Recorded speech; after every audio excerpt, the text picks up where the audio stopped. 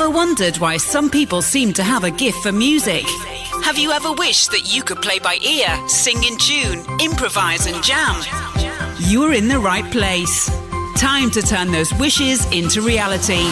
Welcome to the Musicality Podcast with your host, Christopher Sutton. In our recent episode with Matthew and Jeremy from the Music Student 101 podcast, we touched on the topic of active listening, or critical listening. Jeremy talked about how having a critical ear, meaning one that's really tuned in to what's going on in the music you hear, was a big common factor in his success as a musician and as an audio recording engineer. This is something I talk about in an upcoming episode with Katie Wardrobe too, where she shares some of the ways she likes to practice active listening. So what is active listening, and why should you as a musician be doing it? Musicians often make the mistake of thinking that ear training is just about specific, concrete skills like recognizing intervals or learning to adjust EQ bands on a mixer by ear. But actually, there's one big picture skill that is maybe more important than all of those. It also provides a great opportunity to put those skills to use, and that is active listening. Active listening simply means that your brain is truly engaged in the activity of listening. As Jeremy put it in that episode, a lot of people are hearing, but not many are listening. Ask yourself, for the music you heard over the last few days, did you just hear it, or were you actively listening to it? Active listening is closely related to the idea of music appreciation. If you take a class on music appreciation, it helps you to start learning this skill of active listening and equips you with some key concepts you can put into action as you do it. Music appreciation isn't about judging music as good or bad. It's about becoming more aware and understanding more about the music you hear. It's useful and interesting for any music fan, but doubly so for musicians. So, for a musician, what's the point of doing this? Clearly, active listening is going to take more mental effort than just having music on in the background. The answer is that active listening wakes up your ear.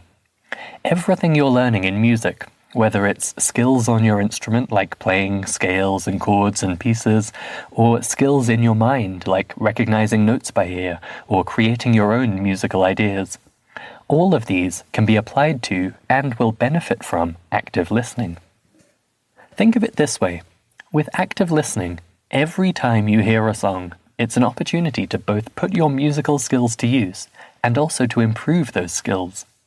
Whenever a member at Musical U asks us about finding more time for music practice when their life is really busy, active listening is high on our list of recommendations, because there aren't many of us who don't have opportunities during the day for listening to music. You might be walking the dog or washing the dishes, you might be driving a commute. All those times when music is normally just in the background can become valuable opportunities to level up your musical skills. There are also a couple of great knock-on effects. When you listen actively, you're also training your musical memory. To be able to mentally analyze what you heard, the brain needs to kind of hold it in place for a moment. It starts modeling what's going on, and that kind of modeling and mental structure is exactly what you need to more easily remember longer sections of music you hear. It's also great for the skill of audiation, meaning imagining music in your mind. This is often applied to improvisation, where, to be truly free and creative, you want to be imagining the music before you play it, rather than just playing notes and hoping they sound good. When you practice active listening, you are teaching your brain to conjure up vivid mental representations of music, and that's something you can then apply to music you're creating in your mind yourself, as well as to the music you've heard. So, are you convinced? Active listening is a versatile and powerful music practice activity that you can easily fit into a busy life. Oh, and it's great fun too. You're probably wondering what specifically I'm suggesting you do. What exactly are you doing when you're doing active listening? One way to think about it is you're listening while thinking about what you hear. You are focusing your attention on the music you're hearing, not just letting your thoughts wander or being distracted by some other activity. The best way to do this is by using questions to focus your mind.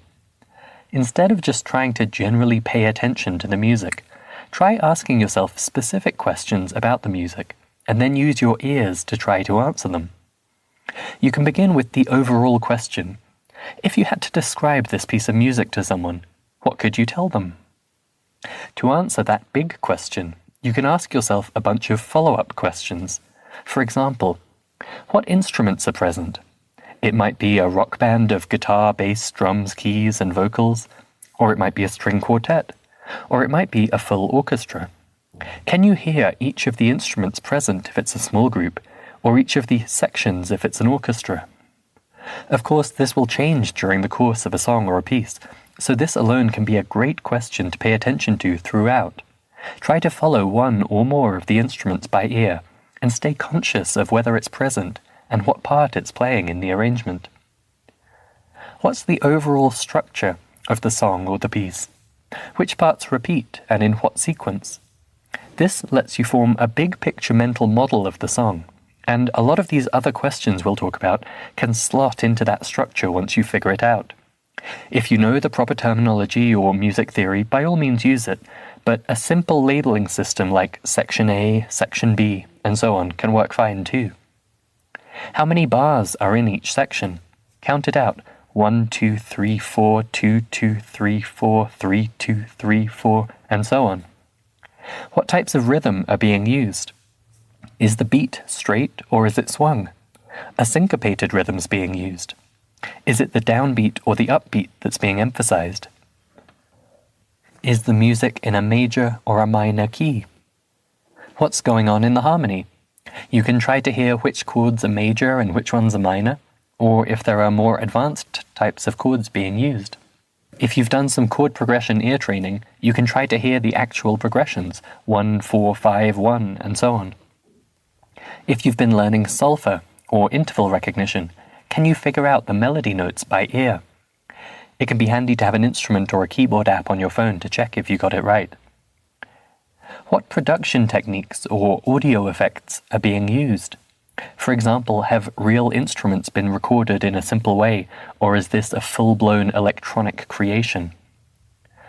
Another great task is to pause the song, or you can just take a minute after it ends, and try to recreate the song in your mind in as much detail as possible. Again, this is developing your skill in audiation and your musical memory. The more of the questions you've been able to ask yourself and answer, the easier you're going to find it to reconstruct the song in your mind. If you start doing all of this, then when someone mentions a new track to you, instead of saying something like, "Oh yeah, I heard that song, it's a pop song," you might be able to say something like, "Oh yeah, that song. It's got kind of a country shuffle beat to it. It's a simple trio of guitar, bass, and drum kit with the vocalist on top. It just follows a basic 1-5-6-4 progression in the verses, and then it's a 1-4-5 in the chorus. It starts out with an intro, and then it's just verse, chorus, bridge, chorus. And in that bridge, oh yeah, the bassist gets a solo, and he throws in these great syncopated rhythms to spice things up. The melody, I think it pretty much sticks to the major pentatonic in the verses, but it has these phrases that linger on the seventh note, the T, in the chorus, and that matches up really well with the lyrics about yearning. I love the bare bones sound of that track. It has just, a little bit of reverb, but it's otherwise totally clean.